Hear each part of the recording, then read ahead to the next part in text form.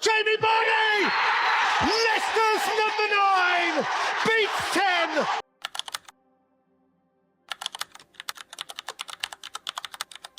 Leicester City are the champions of England.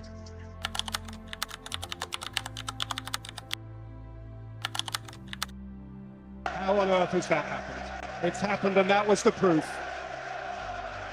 Pinched, they're still dreaming.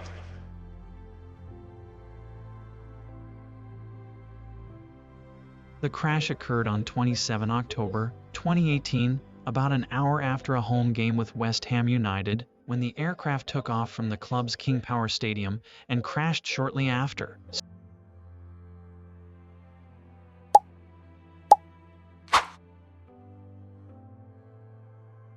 It's February 2026. If you walk past the King Power Stadium, it's not an atmosphere of celebration or even a Premier League ambition, but rather a pure, painful, rivalrous battle. Just a few days ago, Gary Rowett was unveiled as the new manager.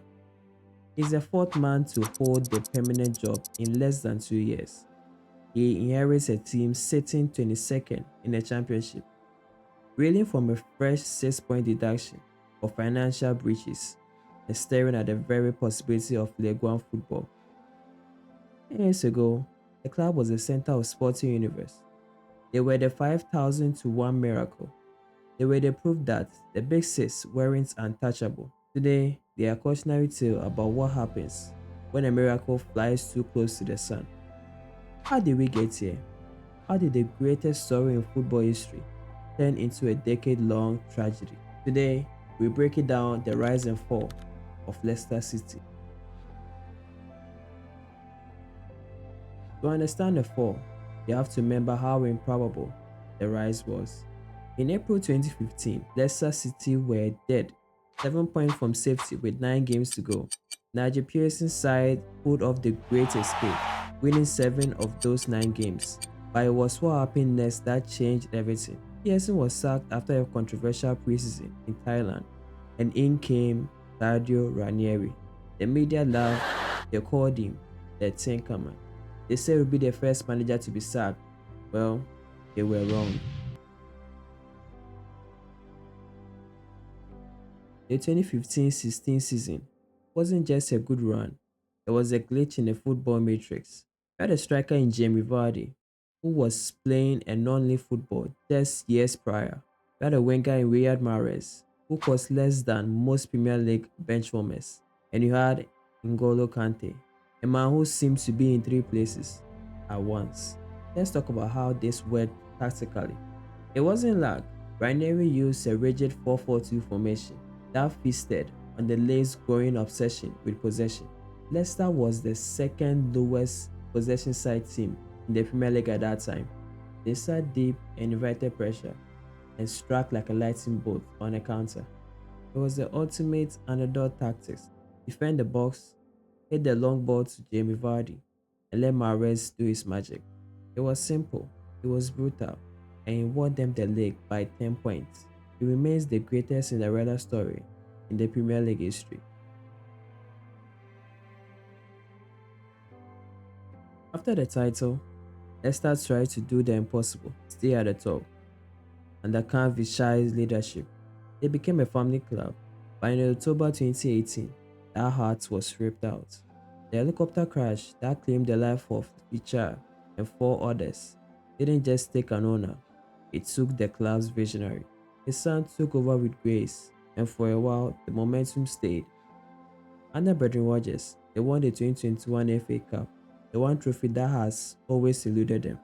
They finished fifth-wise. They were the best of the rest, but beneath the surface, the finances were starting to rot. The Leicester model was always about buying cheap and selling high. Think Harry Maguire, Ben Chilwell, and Wesley Fofana.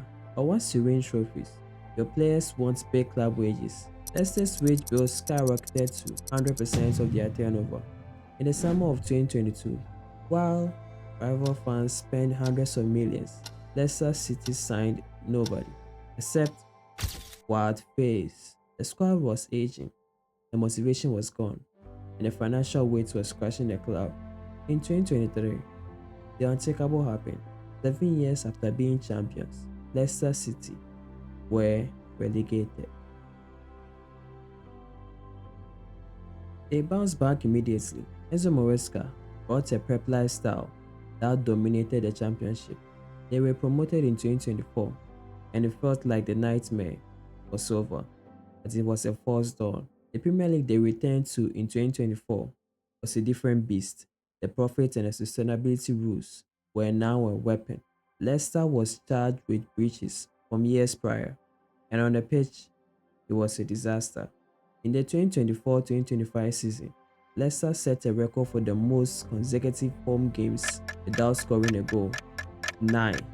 They were relegated with a whimper. And then, the ultimate blow. Jamie Vardy, the last remaining legend, left the club in May 2025. The era was officially over. This brings us back to now. February of 2026, Leicester City are in a championship, but this isn't a promotion charge. A couple of weeks ago, the AFL and the Premier League confirmed a 6-point deduction for the club's 2021 to 2024 financial period.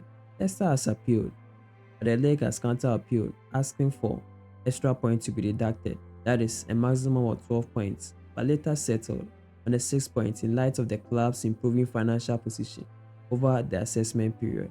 As for this recording, Leicester City is 22nd in the championship standings. They just sacked Martin Cifuentes after a whole run of form.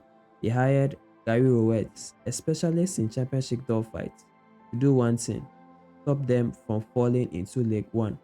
Think about that. From the King Power Trophy lift to battling relegation in the championship. Leicester City's rise was the greatest story ever told. The form is the most important lesson in the modern day football. The lesson about sustainability of miracles. In the world of state-owned clubs and strict financial rules, the underdog only gets one chance, one opportunity to seize everything he always wanted. If you miss, or if you overspend, to stay there. The gravity of the modern game will pull you down twice as fast as you went up. Is this the end for the Foxes? Or is Gary Rowett the man to save their soul? Did Leicester City deserve the point deduction? Or the system is rigged against the club who dare to be great? Don't forget to like and subscribe. The name is SKD, and I'll see you soon in the next video. Peace.